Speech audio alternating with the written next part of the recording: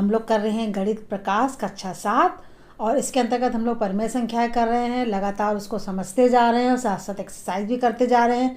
आज हम लोग उसका 4th पार्ट करेंगे और इसके अंतर्गत हम लोग देखेंगे कि हमें क्या क्या करना है। आइए बच्चों थोड़ा सा करते हैं रिवीजन। यहाँ पर देखिए बच्चों, परिमेय संख्या यानी कि परिमेय जो शब्द की उत्पत्ति जो हुई है वो अनुपात से हुई है। अनुपात का मतलब जैसे 3:5 ये लिखा है 2 डॉट्स लगा के 3:5 को हम और 3:5 को हम 3/5 भी लिख सकते हैं।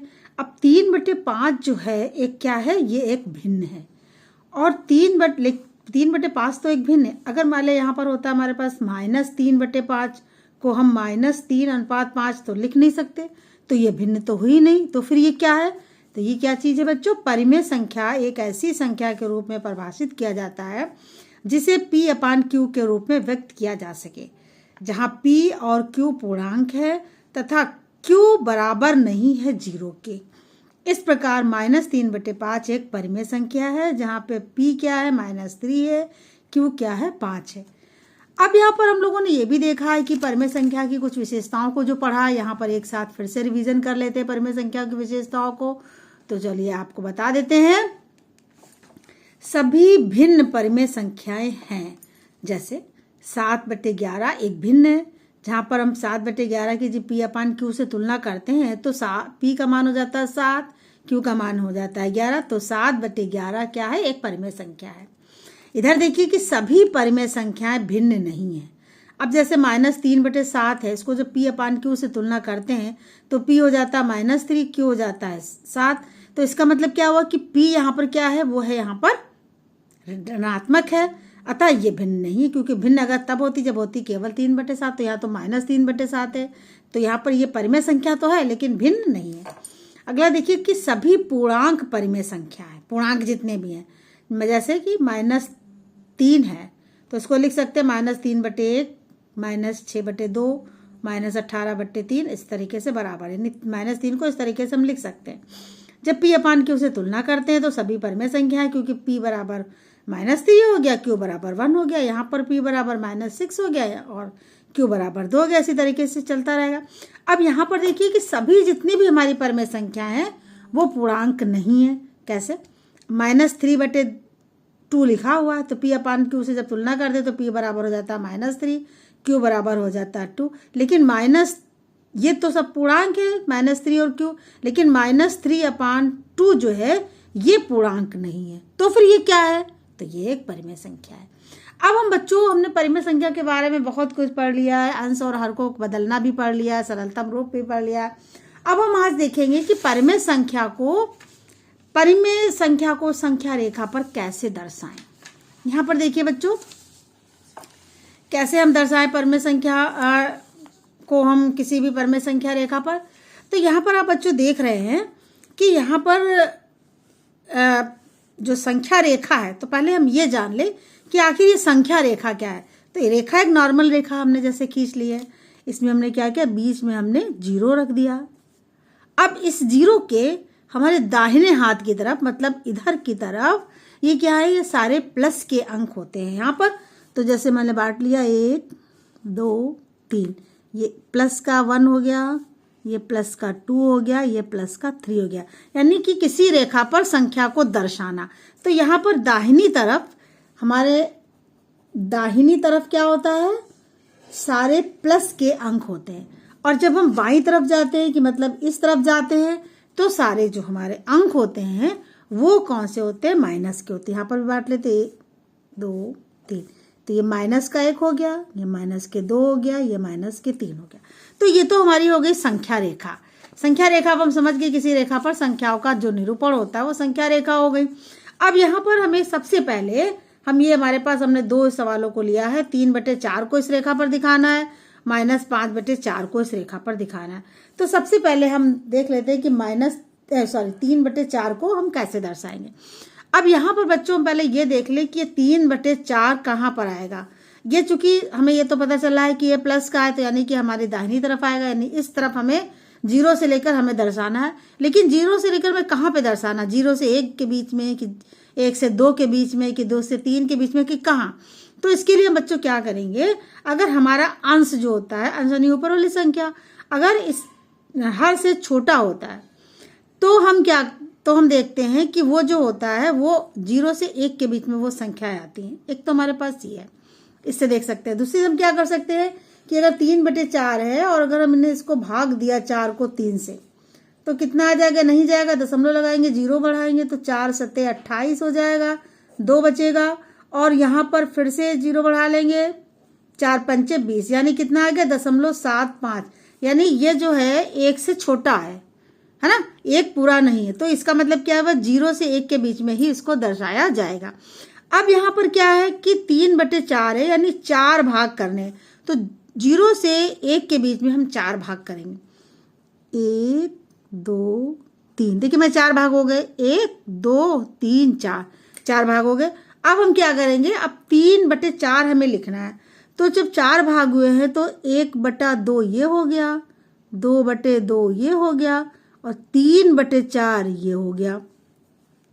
तो यहां पर हमारा क्या आता है, 3/4 आता है।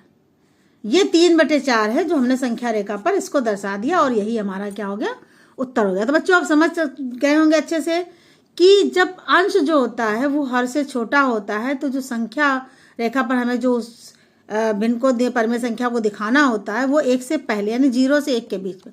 अब यहाँ पर नीचे कितना है, कितने भाग, यानी 4 भाग, 4 भाग, जैसे कि हमारा एक सेब के हम कहते हैं कि हमने 4 टुकड़े करे, तो कितने टुकड़े करे, 4 भाग करे उसके। तो हमें क्या करना है, यहाँ पर 0 से लेके 1 के बीच में 4 भाग करने, 1 2 3 4 भाग हमने कर दिए। अब इन चारों भागों में हमें कितने भाग हमने प्राप्त किए, यानी 3 भाग हमने लिए। तो 3 पर 1 2 3, 3 पर हमारा क्या आ गया, 3/4, और इस तरीके से हमने इसको संख्या रेखा पर दिखा दिया।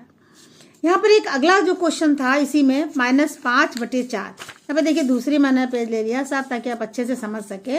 अब हमें दिखाना है -5/4, फिर हमने यहाँ पर भी 0 ले लिया बीच में, 1 2 3, इधर कर दे 1 2 3। ये तो बच्चों जान चुके हैं कि इधर प्लस के होते हैं सारे हमारी संख्याएं और इधर हमारे माइनस की संख्याएं होती है, यानी कि -1 -2 -3।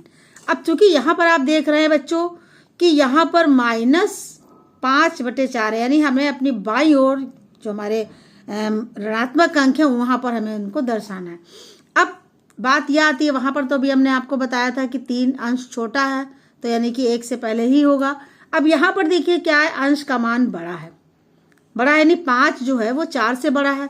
तो इसका कहने का मतलब ये कि ये 1 के बाद में निरूपित किया जाएगा, या फिर हम इसको मिश्र भिन्न में बदल ले। जैसे 4 को हमने 5 से भाग दिया, तुम्हारा कितना एक बार में गया 4 और 1 बचा, तो यानी क्या हुआ, 1 सही 1/4 ये हमारा आया।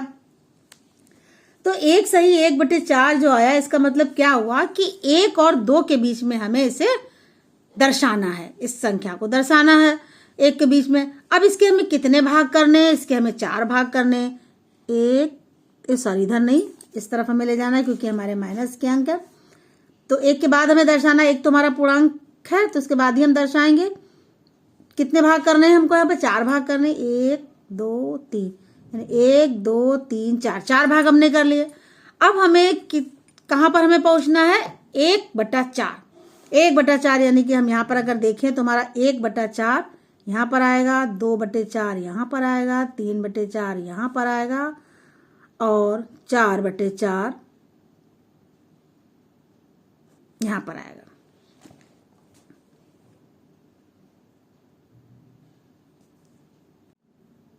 आइए बच्चों थोड़ा सा करते हैं रिवीजन। यहाँ पर देखिए बच्चों, परिमेय संख्या यानी कि परिमेय जो शब्द की उत्पत्ति जो हुई है वो अनुपात से हुई है।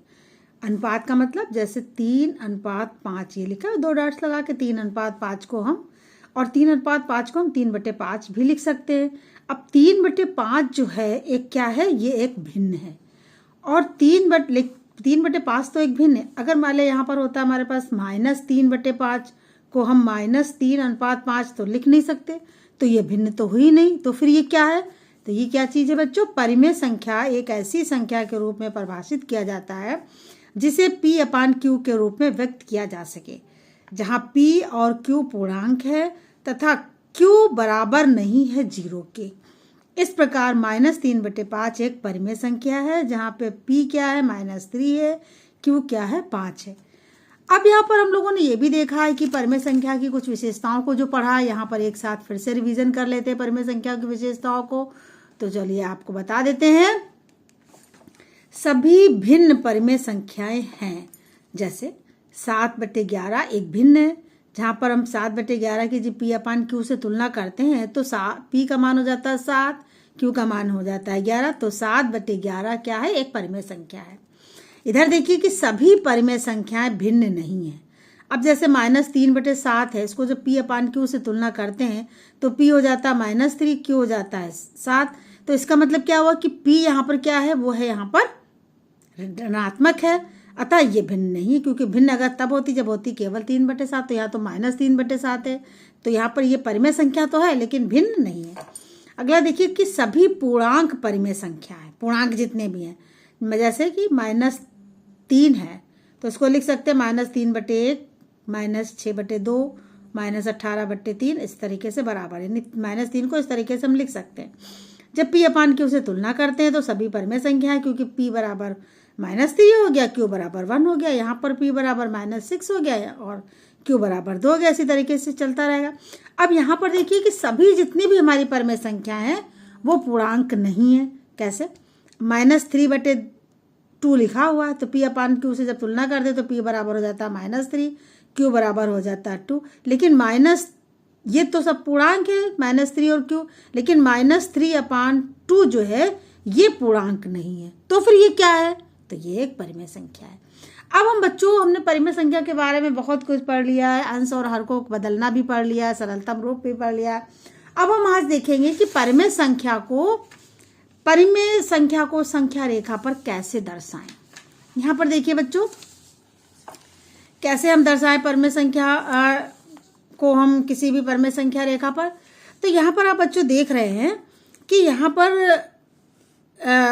जो संख्या रेखा है, तो पहले हम ये जान ले कि आखिर ये संख्या रेखा क्या है। तो ये रेखा एक नॉर्मल रेखा हमने जैसे खींच ली है, इसमें हमने क्या किया, बीच में हमने 0 रख दिया। अब इस 0 के हमारे दाहिने हाथ की तरफ, मतलब इधर की तरफ, ये क्या है, ये सारे प्लस के अंक होते हैं यहाँ पर। तो जैसे मैंने बांट लिया 1, 2, 3, ये प्लस का 1 हो गया, ये प्लस का 2 हो गया, ये प्लस का 3 हो गया, यानी कि किसी रेखा पर संख्या को दर्शाना। तो यहाँ पर दाहिनी तरफ, हमारे दाहिनी तरफ क्या होता है, सारे प्लस के अंक होते हैं। और जब हम बाईं तरफ जाते हैं, कि मतलब इस तरफ जाते हैं, तो सारे जो हमारे अंक होते हैं वो कौन से होते हैं, माइनस के होते हैं। यहाँ पर भी बांट लेते 1, 2, 3, तो ये -1 हो गया, ये -2 हो गया, ये -3 हो गया। तो ये तो हमारी हो गई संख्या रेखा। संख्या रेखा अब हम समझ गए, किसी रेखा पर संख्याओं का जो निरूपण होता है वो संख्या रेखा हो गई। अब यहाँ पर हमें सबसे पहले हमारे पास हमने 2 सवालों को लिया है, 3/4 को इस रेखा पर दिखाना है, -5/4 को इस रेखा पर दिखाना है। तो सबसे पहले हम देख लेते हैं कि 3/4 को हम कैसे दर्शाएंगे। अब यहाँ पर बच्चों पहले ये देख ले कि ये 3/4 कहाँ पर आएगा। ये चूंकि हमें ये तो पता चला है कि ये प्लस का है, तो यानी कि हमारी दाहिनी तरफ आएगा, यानी इस तरफ हमें 0 से लेकर हमें दर्शाना है। लेकिन 0 से लेकर मैं कहाँ पे दर्शाना, 0 से 1 के बीच में, कि 1 से 2 के बीच में, कि 2 से 3 के बीच में, कि कहाँ। तो इसके लिए हम बच्चों क्या करेंगे, अगर हमारा अंश जो होता है, अंश यानी ऊपर वाली संख्या, अगर इस हर से छोटा होता है तो हम देखते हैं कि वो जो होता है वो 0 से 1 के बीच में वो संख्याएं आती हैं। एक तो हमारे पास ये है, इससे देख सकते हैं। दूसरी हम क्या कर सकते हैं कि अगर 3/4 है और अगर हमने इसको भाग दिया 4 को 3 से, तो कितना आ जाएगा, नहीं जाएगा, दशमलव लगाएंगे, 0 बढ़ाएंगे, तो 4 सत्ते 28 हो जाएगा, 2 बचेगा, और यहाँ पर फिर से 0 बढ़ा लेंगे, 4 पंचे 20, यानी कितना आ गया, 0.75, यानी ये जो है 1 से छोटा है ना, 1 पूरा नहीं है। तो इसका मतलब क्या है, 0 से 1 के बीच में ही इसको दर्शाया जाएगा। अब यहाँ पर क्या है कि 3/4 है, यानी 4 भाग करने, तो 0 से 1 के बीच में हम 4 भाग करेंगे, 1, 2, 3, देखिए मैं 4 भाग हो गए, 1, 2, 3, 4 भाग हो गए।